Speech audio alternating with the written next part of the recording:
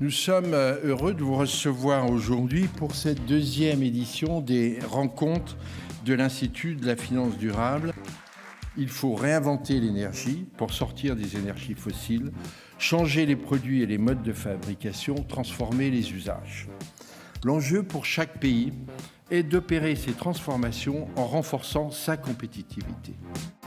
Cette ambition de transformation écologique demeure, et je dirais même que dans un monde où les évolutions des États-Unis, de la Chine, de la Russie peuvent inquiéter, nous ne transigerons pas sur nos valeurs et sur notre ambition, qu'il s'agisse de la transformation écologique, mais aussi de l'inclusion et de la diversité.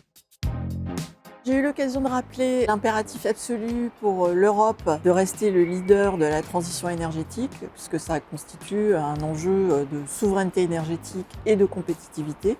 Et nous, BNP Paribas, restons pleinement mobilisés pour être le financeur de la transition énergétique.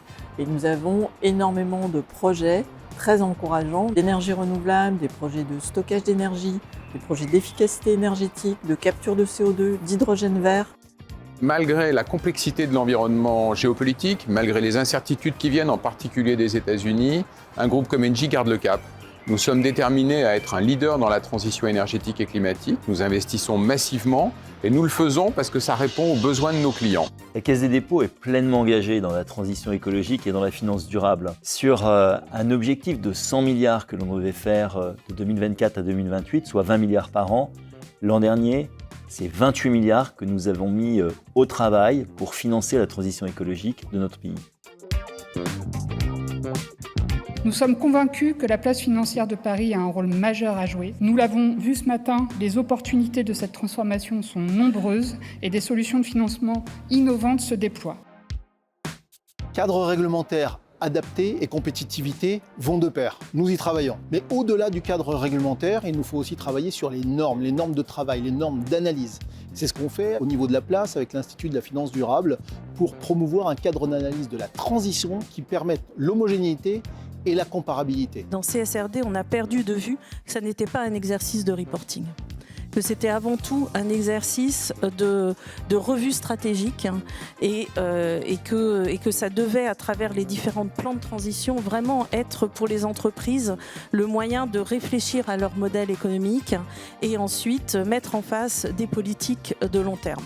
Pour le groupe BPCE, passer d'une finance durable à une économie durable passe par deux horizons. Une vision 2030 et une action ici et maintenant, à horizon 2026, qui permet avant tout de rendre l'impact accessible à tous. Le réchauffement climatique, c'est une réalité indéniable et il nécessite des investissements massifs dès aujourd'hui et sur le long terme.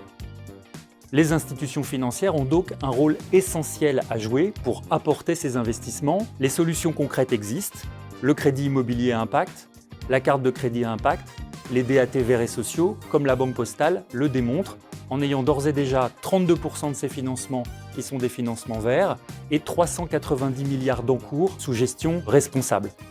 Mais il ne faut pas oublier que dans ce grand mouvement, il peut y avoir des laissés pour compte, et c'est donc une transition juste qu'il faut viser pour ne laisser personne sur le bord du chemin. La difficulté à résoudre le conflit des horizons dans le domaine de la transition écologique, que vous connaissez bien, s'accentue à mesure du retard pris sur les objectifs de neutralité carbone. Mais ce conflit reste dépassable, à condition de mieux mobiliser nos atouts à l'échelle européenne. La compétitivité des acteurs est un enjeu majeur qui doit se situer au même plan que celui de la durabilité. L'un ne s'oppose pas à l'autre. Je salue encore une fois l'engagement de chacune et de chacun d'entre vous. Merci beaucoup.